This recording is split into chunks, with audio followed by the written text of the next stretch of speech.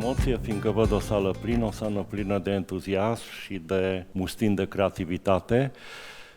M-a pus în încurcătură Ștefania când mi-a dat ca temă prezerv.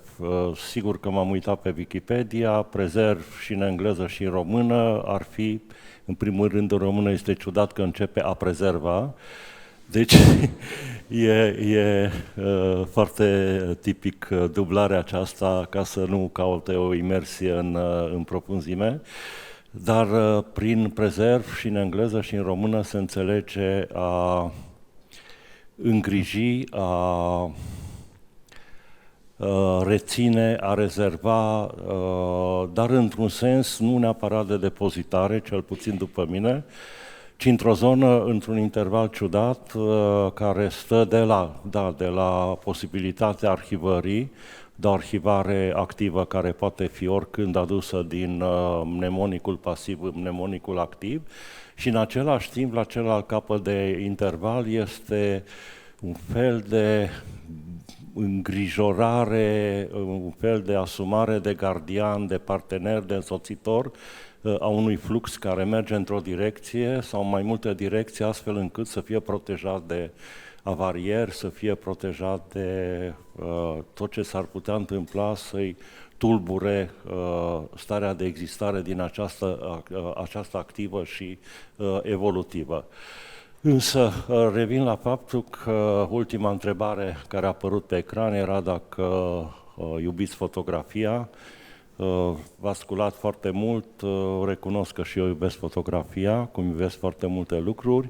Mi s-a întâmplat ca în fotografie să ajung din cauza iubirii pentru câini în 1970, clasa 10-a. A fost prima expoziție națională de câini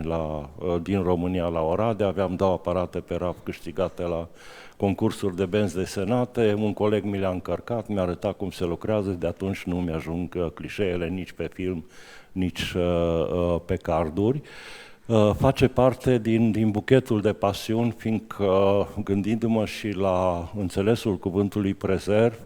adaug că din punctul meu subiectiv și personal încerc să gândesc că orice rostire, orice semnalare se declină apoi la plural. Singularul este cumva prea orfan și trebuie însoțit de plural, pe cum un buchet minunat și generos sau o grădină.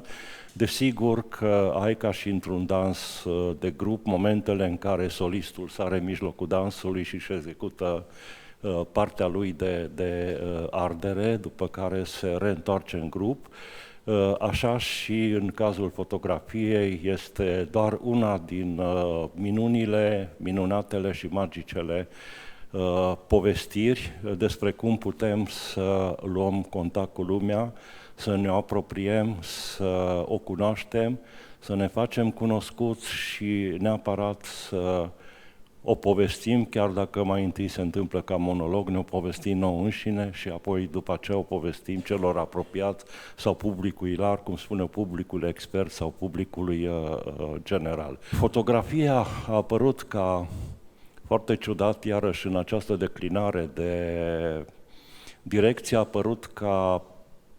tentație și insistență a tipografilor și a gravorilor de a găsi o modalitate de a face multiplicări de calitate și s-au trezit că, iată, au descoperit un nou mijloc de reprezentare a realității, de reprezentare a evidențelor realității prin instanțe ale vizualității, respectiv printr-o stare în care oricât de mult la început se spunea că fotografia are calitatea exclusivă de martor și depășește desenul sau pictura, între timp s-a smerit suficient de mult cât să-și dea seama că este doar o tentativă și o voință și o dorință de reprezentare a evidențelor de real. Desigur, precum aserțiunea lui Nietzsche că Dumnezeu a murit, dacă Dumnezeu a murit, atunci putem să-L înviem. Astfel și fotografia în momentul în care s-a smerit, de fapt a reușit să explodeze precum semințele puse într-un pământ care a primit ploaie și a primit foarte multe direcții și de aceea este și ușor de manipulat în interpretare sau în emisia ei sau în receptarea ei Și de aceea este foarte bine să punctăm două lucruri, că există fotografie directă, fotografie care își propune ca tentativă să se apropie cât mai mult de reprezentarea evidențelor de real, respectiv să activeze parteneriatul cu calitatea de martor, și fotografia subiectivă, fotografia regizată, în care subiectivitatea autorului își spune cuvântul și merge spre povestire, spre eseu, spre acea adăugare de contribuție, de simțire și de concluzie și de rezumare a rezultatului obținut prin reprezentarea evidențelor realului. Desigur, ca orice lucru nu poți despica apele decât pentru un moment, astfel că fotografia directă, fără cea subiectivă, respectiv subiectivitatea autorului, utilizarea unui instrumentar mai performant sau mai puțin performant, mai adecvat sau mai puțin adecvat, mai actual sau din contră resuscitarea unui instrumentar vechi, punctul de vedere, momentul zilei, lumina, oboseala celui care s-a dus până pe munte și acolo descopere imaginea pe care dorește să o fotografieze, sau din contră observă cu stupare că pe tabla de masă se află niște obiecte care pot crea o poveste. Ei bine, toate acestea se regăsesc invers și în fotografia subiectivă, fiindcă fără fotografia directă, fără reprezentarea evidențelor de real, nu există fotografie. Există imagine de sinteză sau celelalte genuri ale reprezentării vizuale, respectiv desen,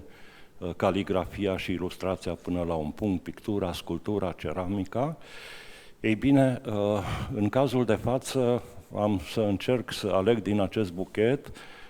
două flori care să lege cuvântul prezervare în declinarea lui de sensuri și de înțelesuri, pe care o să vă rog să vi le alegeți dumneavoastră, pe care le puneți în cântarul evaluării a ceea ce veți vedea, și anumite tipuri de fotografie care unele dintre ele găzduiesc starea de prezervare, starea aceasta de martor, de trecere peste timp, sau din contră folosesc secvența prezervată, cea de evidență de real, pentru a o exploda într-o creativitate vinovată sau nevinovată, manifestă sau accidentală. În măsura în care va fi timpul, și oricum probabil vor rula și în momentul în care veți pune întrebări, veți vedea câteva tentative de direcție ale legăturii dintre cuvântul și sensul cuvântului a prezerva și fotografie din zona mea de portofoliu, din cea a studenților de la Universitatea de Artă și Design, de la Departamentul Foto-Video, Procesare Computerizată a Imaginii, cam așa de lung e titlul, a absolvenților și cam la atât m-am oprit, fiindcă s-a făcut de cu ziua și a trebuit să vin să încerc să prind un taxi în loteria aceasta de trafic clujan. Există o aserțiune, cea prin care se spune că o imagine face cât 1000 de cuvinte, și acest lucru, cu tristețe și chiar cu melancolie, trebuie să îl mărturisesc că nu este așa, fiindcă un cuvânt face cât 1000 de imagini. Este o constatare a unui pasionat și bolnav de vizual, dar nu pot să contest evidențele, fiindcă, iată, se întâmplă ca orice șoc pe care îl avem vizual, kinestezic, sonor, emoțional, să fie după acest șoc care se întâmplă într-un moment fulgurant de timp, într-o secvență absolut nemăsurabilă de timp, să fie transferat imediat printr-o translatare și traducere prin cuvânt. Văd lumină, spun, lumină, soare, far. Pun mâna pe ceva, scoarță de copac, sau piele, sau pâine. Suntem încă prizonierii cuvântului, niște prizonieri dragi, și până una alta nu putem scăpa. Sigur că acest lucru implică ca multe din imagini să ceară o însoțire în minte sau o însoțire rostită de cuvinte, de titluri, de texte, chiar de statement-uri. Acest lucru însă nu trebuie să știrbească din bucuria de a inspecta lumea prin vizual, de a ne imersa în ea și apoi, prin cuvânt, să ne o trecem și să ne o petrecem în registrele memoriei a mnemonicului pasiv-activ, din care unul dintre ele este această stare mai repede a spune nu de arhivă, ci propun să fie de creuzet, a semnului, sensului și simbolului și declinărilor de funcție ale cuvântului prezervare. Să vedem dacă reușesc. Da. Încep cu ceea ce s-ar chema jurnalul meu de bord asupra evidențelor de real. Recunosc că personal 90% din imaginile care le fac zilnic și de regulă fac 300, 200, 100, dar cele mai multe sunt făcute fără aparatul fotografic, fiindcă există o stare de, hai să zic, de intoxicare cu vizual făcută prin pasiune, care te face să găsești povești demne de compus vizual, demne de repovestit, oriunde te uiți, știu eu, de exemplu, cum sunt cele 3 personaje de aici din fața mea, domnița care se uită la telefon, domnița blondă care își ține coatele sprijinite pe scaun și, desigur, Ștefania care își ține capul ca să mă vadă și pe mine. Este o compoziție care este poveste despre 3 zile, 3 zeițe, despre triadă, despre vârstă, despre tot ce vreți, despre comunitate și același lucru putem să-l spunem despre orice privim, fiindcă privirea citește, vederea interoghează și investigează și țintește, dar privirea se însoțește cu această deslușire de înțelesuri, care nu întotdeauna se referă la deslușirea de evidență de real, precum fotografia directă, ci își propune o interpretare care după aceea, vinovat sau nevinovat, auctorial se transformă în sugestie sau o viziune și cere o interpretare la cei care recepționează. O să vedeți, să sperăm că am timp, prezervarea, cum încercam să croiesc o stare de comentare a termenului, se află într-un interval care este foarte greu de decelat și de secvențializat dacă nu există, cum să zic,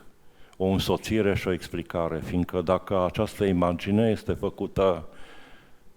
acum 1 an sau 1 an jumate la Baia Mare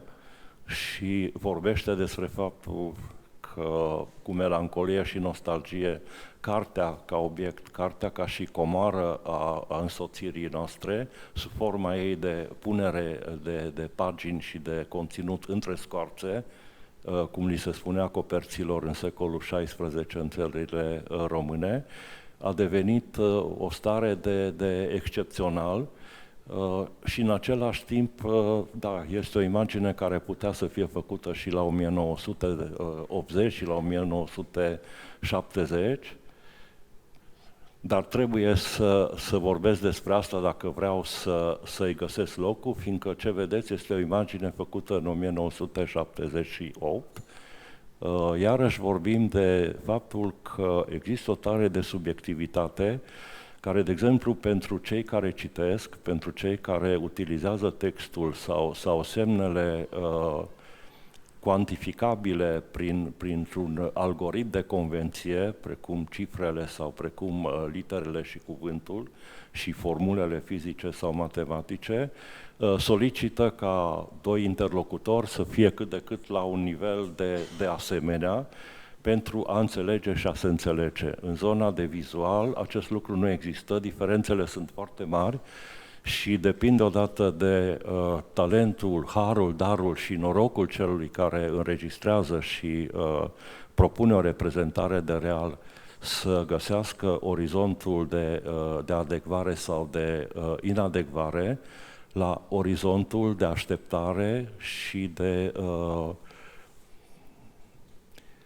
comprehensiune și de accept a publicului, asta însemnând că trebuie să fie un bun cunoscător al spațiului și orizontului cultural căruia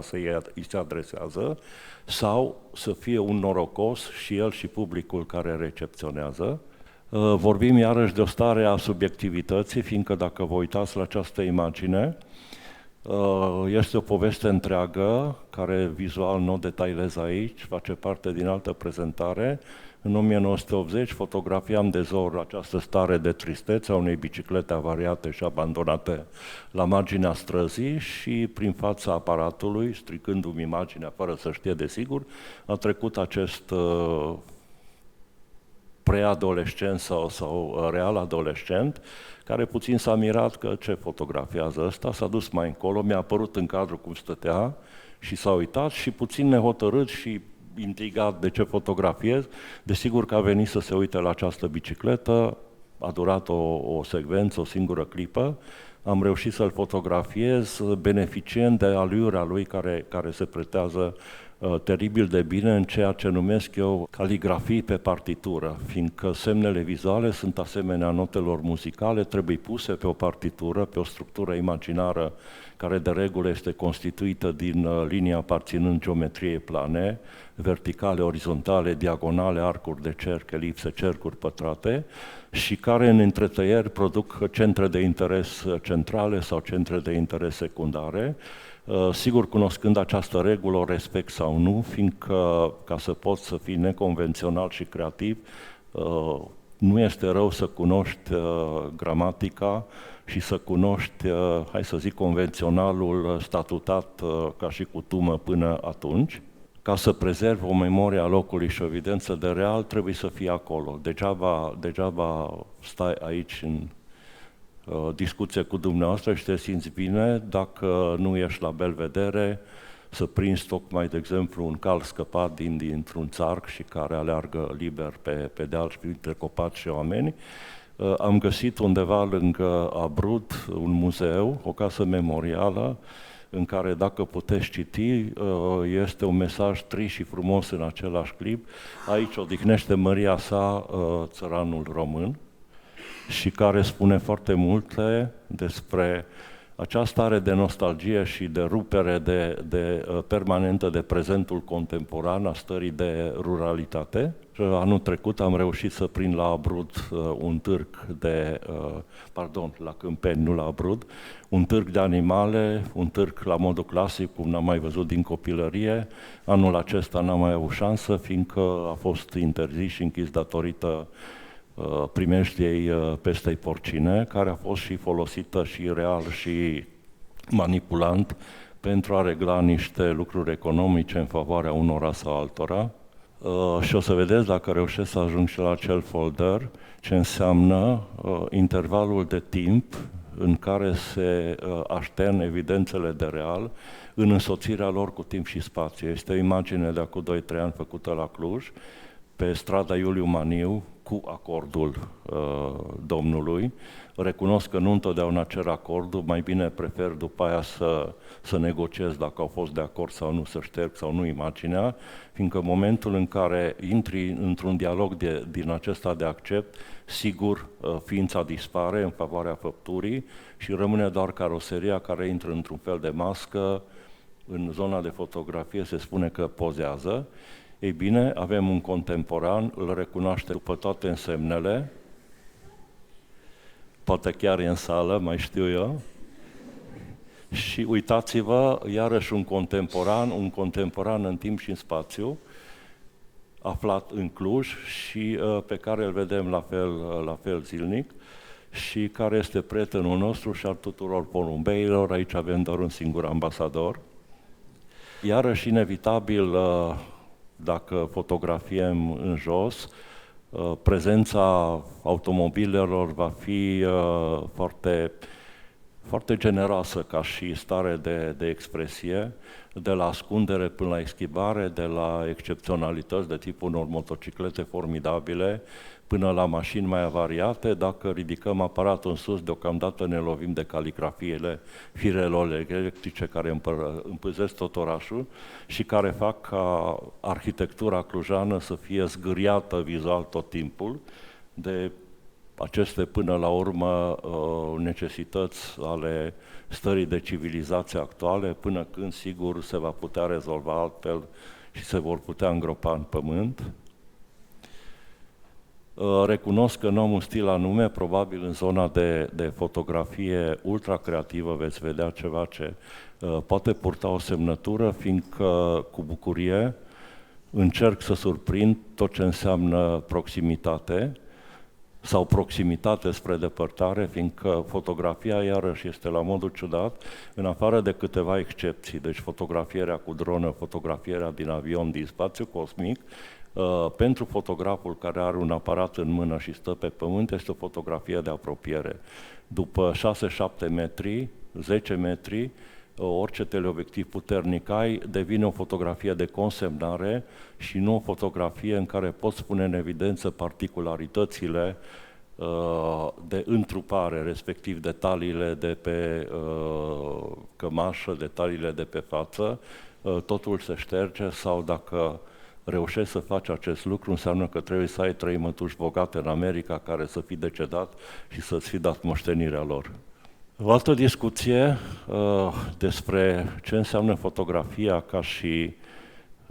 hai să spun, ca și loc în care poți aduna lucruri care să oglindească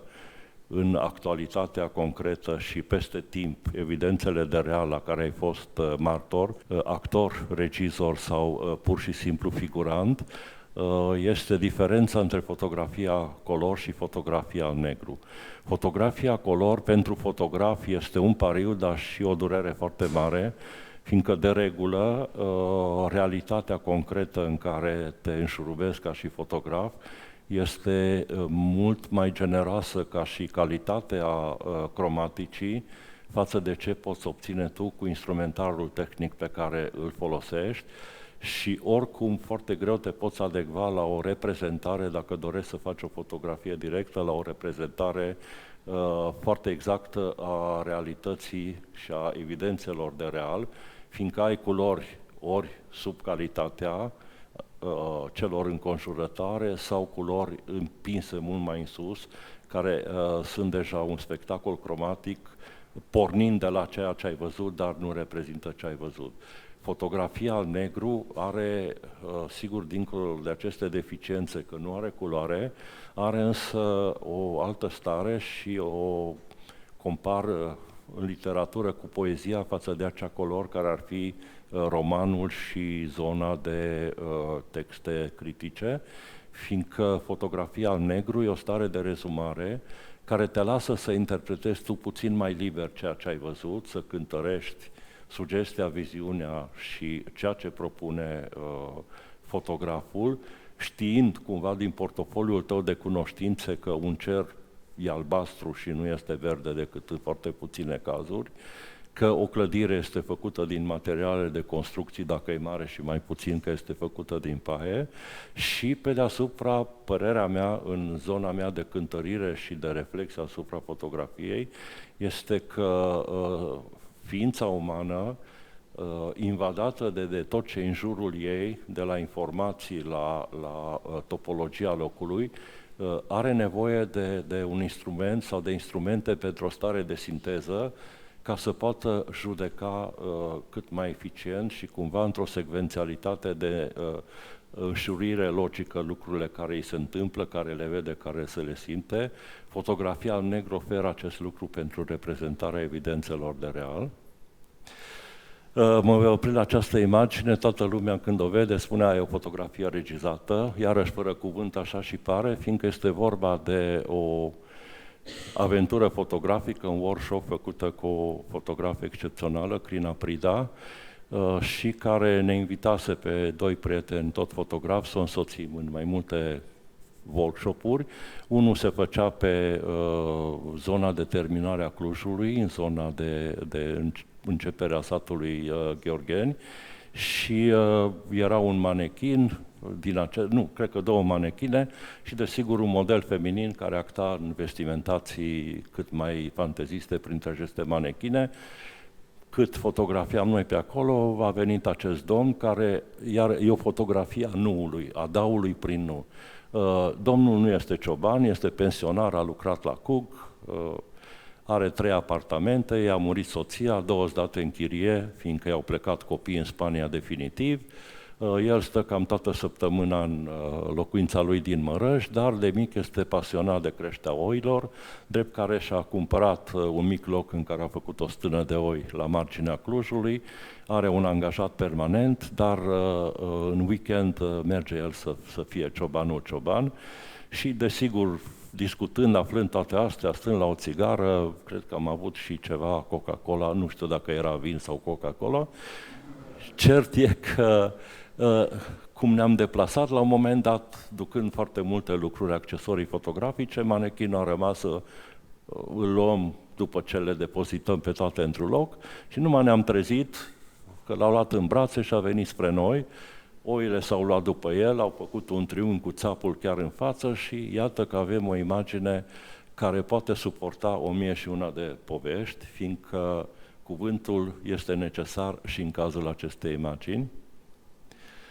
E o imagine care am avut șansa să o primesc, cum o să mai vedeți și alta. Eram invitat să particip la o expoziție de artă plastică pe tema inimii la Iași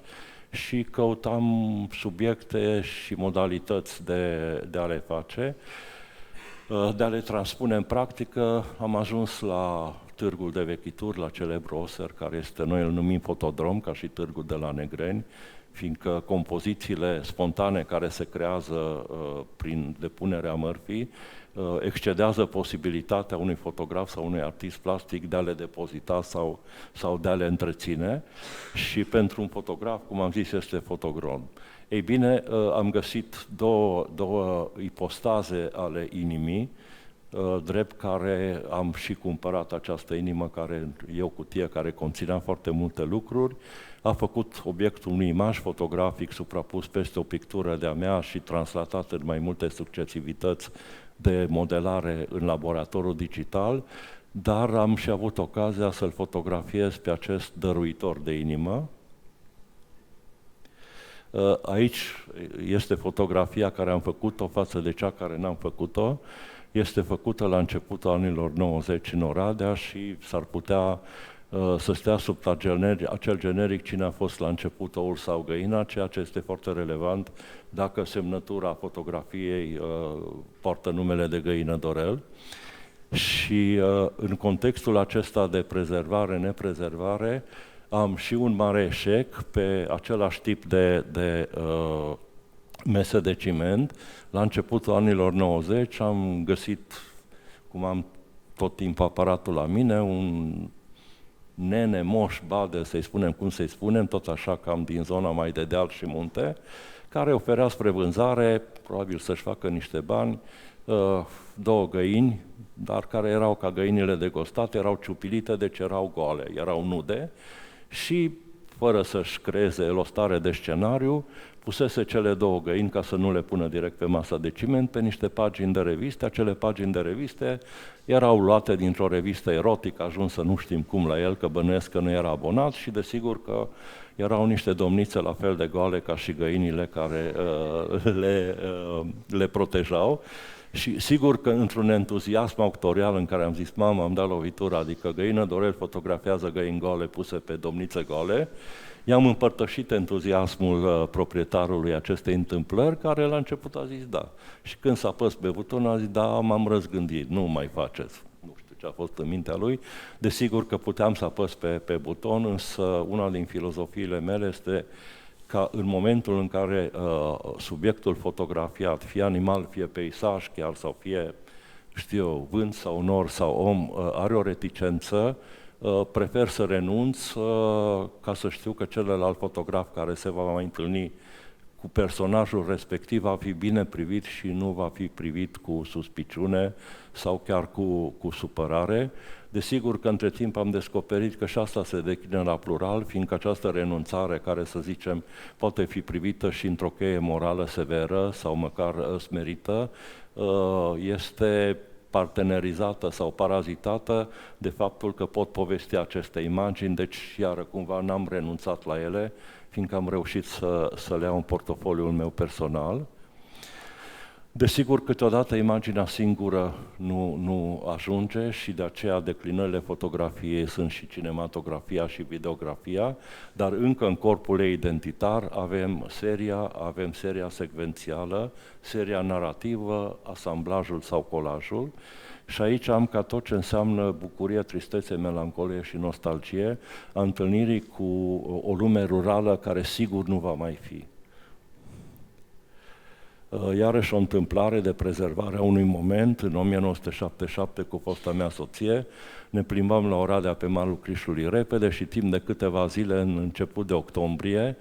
a fost un festival a zmeilor, nu știu, probabil fusese la televizor sau într-un film o secvență de zmeie și cam toți copiii cartierului și adulții au fabricat zmeie, care unele zburau, altele nu, dar era o puzdere de zmeie, cam dacă, cum vedeți, este festivalul balonelor cu aer cald din Capadocia, o să-l găsiți pe Facebook, și am avut șansa să fotografiem foarte multe din aceste zmeie, de la ingenuitatea acestei stări de pregătire spre înălțarea copiilor, până o imagine care este absentă, în care pe dig aleargă un tânăr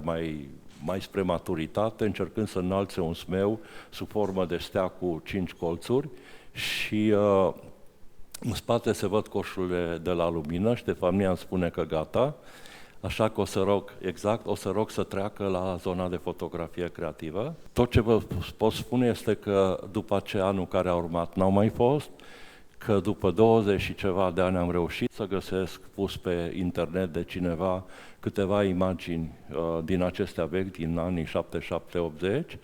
și că am reușit să le trec în zona de laborator creativ, în care prezervarea este diluată, este doar un partener pentru zona de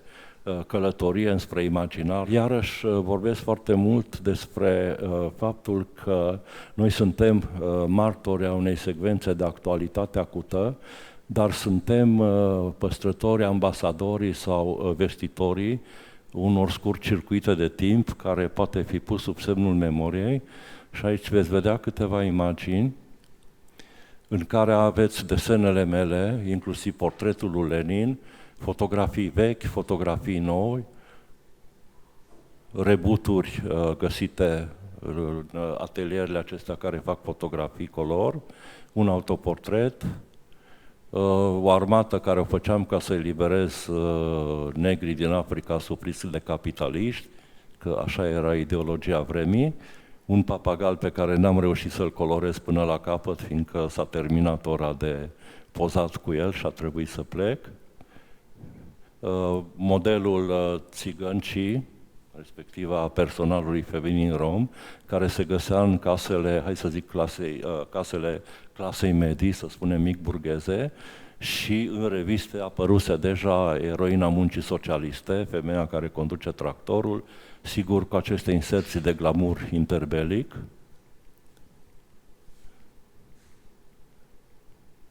Și ajungând până la noile legende sau noile paramituri, cu Marilyn Monroe, cu personajele din filmele americane. E un proiect la care lucrez din 86, se cheamă Țărmul Memoriei, în ideea că, iar într-un proiect neterminat, fiindcă n-am reușit să termin parcurgerea țărmului de la Costinești până la Olim din 1976, suficient, țărmul este o stare pentru creator benefică în care apa aduce foarte multe lucruri, pământul lasă să alunece multe lucruri și se creează o scenă infinită dacă mergi de-a lungul, dacă o străbați, sigur s-a terminat foarte repede. Sunt exercițiile pe care le fac și eu, dar le facem și în zona de cercetare. Eu îi spun cercetare, fiindcă la departamentul nostru, deja în semestru întâi, studenții lucrează ca și când ar fi cercetători ai vizualității. Este o fotografie care este capătul a ceea ce eu numesc transfotografie și eventual cât veți pune întrebări, o să rog pe Ștefania să ruleze lucrările studenților. Aici habar n-am de la ce fotografie directă am pornit, fiindcă este zona de atelier aproape alchimic, un creuzet în care se topesc fotografiile directe, prin foarte multe succesiuni de modelare în laboratorul digital, se puteau face și pe analog, dar dura foarte mult și dacă greșeai nu puteai face pe istorie un pas înapoi. Cert e că este o stare de creativitate care trece prin această fotografie directă luată din investigarea evidențelor de real și este dusă în această stare de potențare a imaginarului și a energiei creatoare și a celui care propune această imagine și a celui care receptează, o stare apropiată de picturalitate sau de graficitate și în care, cum spunea, fotografia directă nu se mai vede sau este foarte puțin prezentă.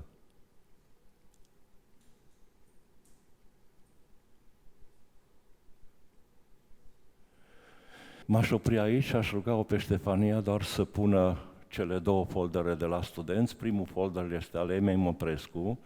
în care este un proiect sintetizat în 3 ani, este vorba de imagini din celebrul tren al foamei din acceleratul Iași-Timișoara. Acum la masterat ea se ocupă să fotografieze cele 42 de gări și următorul folder este zona aceasta de cercetare făcută cu studenții, în care fotografiile sunt duse spre această modelare apropiată mai mult de pictura abstractă, dar până atunci mă opresc aici, vă mulțumesc că ați avut răbdare, bănuiesc că am depășit timpul.